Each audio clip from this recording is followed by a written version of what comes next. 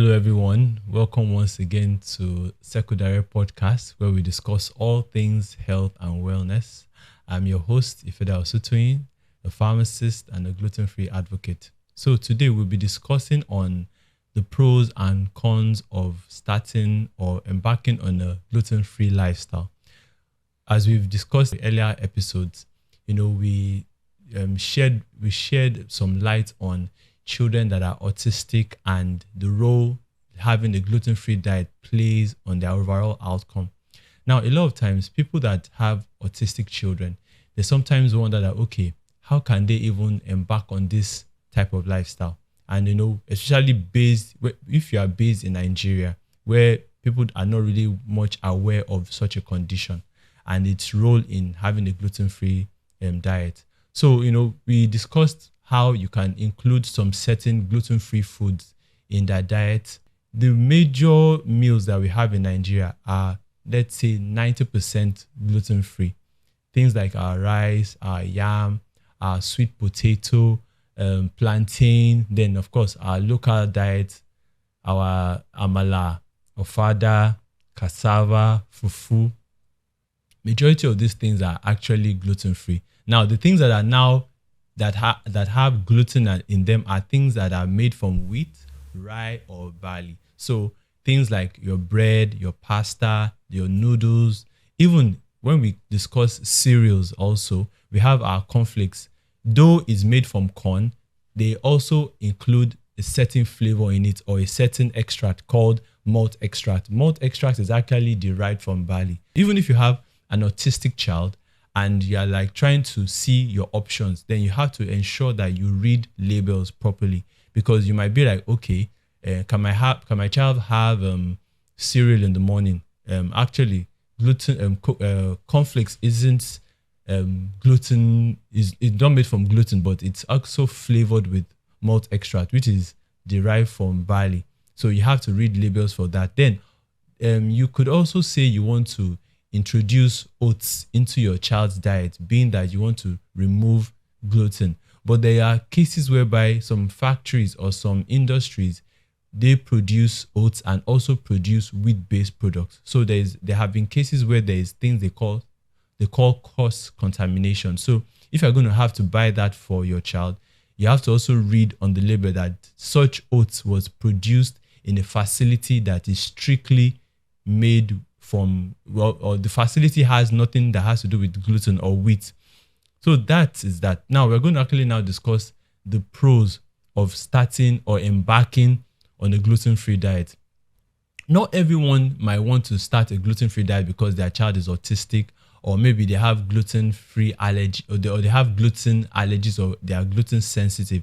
Some people might just want to start that for personal reasons. Maybe they have some health issues that they are battling with, and they are looking at, okay, if I'm going to actually start a gluten-free diet, what are the benefits it's going to give me? Then we have individuals that are on what we call a keto diet. A keto diet is a diet that you restrict carbohydrates or you limit it to your diet. So one of the best pros of embarking on a gluten-free diet is, the first thing, digestive issues. Now, when we have people that have this celiac disease, of course, we know that whenever they consume anything that has wheat in it, they have digestive issues, they have abdominal cramps, they get diarrhea, they have bloating issues. So removing gluten from their diet will ensure that when it comes to digestion of their food, they will not have any challenges with it. And even, of course, some people that even embark on or they indulge on a high gluten diet, they tend to have constipation a lot. There is not much carbohydrate, especially when you take a lot of refined carbohydrates. So removing gluten from your diet can help you for that. Then also we have people that they've complained that anytime they ingest gluten foods, like most of the time highly processed carbohydrate foods, they tend to have less mental clarity. So when they remove such from their diet, they are more alert. They have their cognitive abilities improve drastically. Then there are issues whereby some individuals that take gluten, they start having issues with their skin. They have inflammation of the skin. So when they remove gluten from their diet, they discover that they have clearer skin. Yeah, I mean, they have the inflammation that occur when they ingest gluten foods. It reduces to a great extent. Then another thing I'm going to also mention is when you are on a gluten-free diet, then you have to start looking. You're going to have to look for other options to get your carbohydrate from. So majority of the time, people start going for things that are rich in fiber, like your oats. It has a high fiber content. Things like millet, it also has a very high fiber content. So when you ingest those kind of things, you include them in your diet, that means that you are going to have more ability to move your bowels. Then, of course, there's a benefit of ingesting fiber. And, well, there's a science behind it that when you ingest a high fiber diet, it also helps to lower your cholesterol level. So that can also go in a long way to helping those that are trying to, watch their weight, people that tend to have issues with their cholesterol level, people that are tending to they want to maybe reduce their size. Embarking on a gluten-free diet or a gluten-free lifestyle, of course, it will reduce your intake of, most of the time, highly processed, refined foods. So definitely, you would see it in your weight. Now, we're going to now discuss the cons of embarking on a gluten-free diet.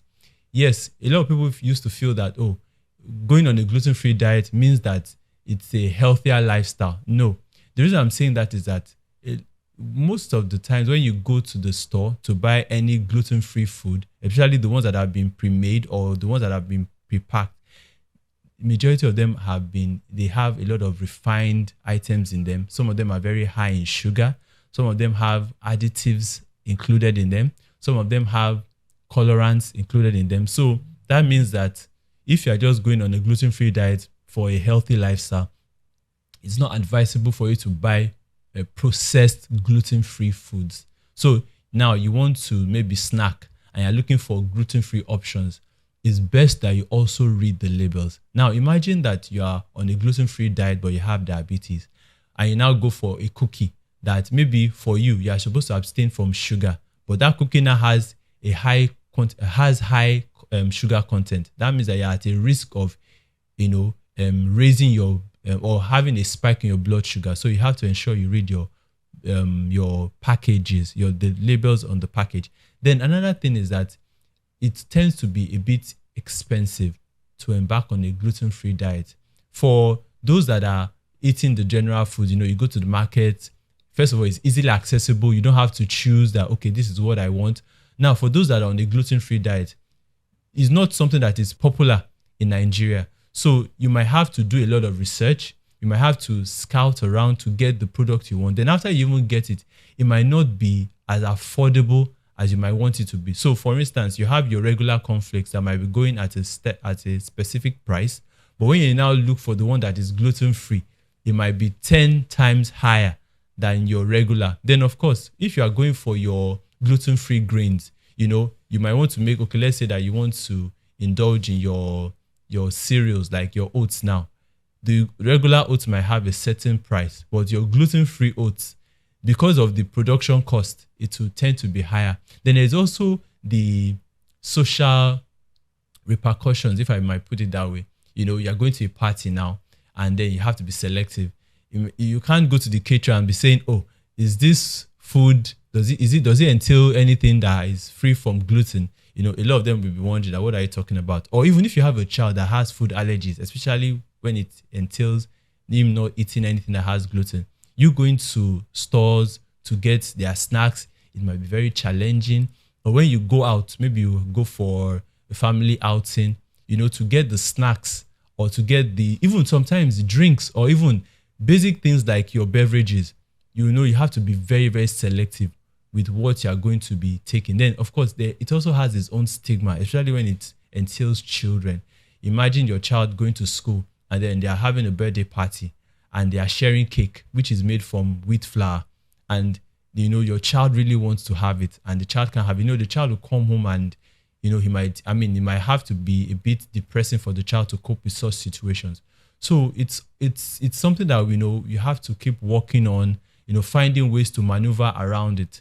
Now, so in conclusion, a lot of times people might just want to start such without really consulting with a dietitian or a health practitioner So it's very, very important that before you start any sort of journey, especially when it comes to selecting certain food choices, there are some nutritional deficiencies that are associated with people that are on a gluten-free diet.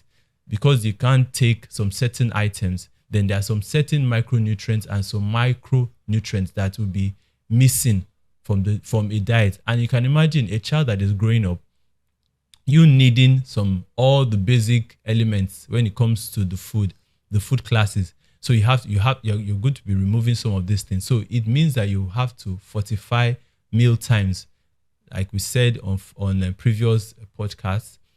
Calcium, very essential. Your B complexes, very essential. Vitamin D, very essential. So that when the child is growing up, you won't start seeing some certain deficiencies that arise when the child is on that strict gluten-free diet. So thank you once again for this special time we had on this episode of Circle Diet Podcast. Like we always say, be free to share, subscribe to our channel, and always drop a comment on any other topic you want us to discuss. On this note, I say have an amazing day.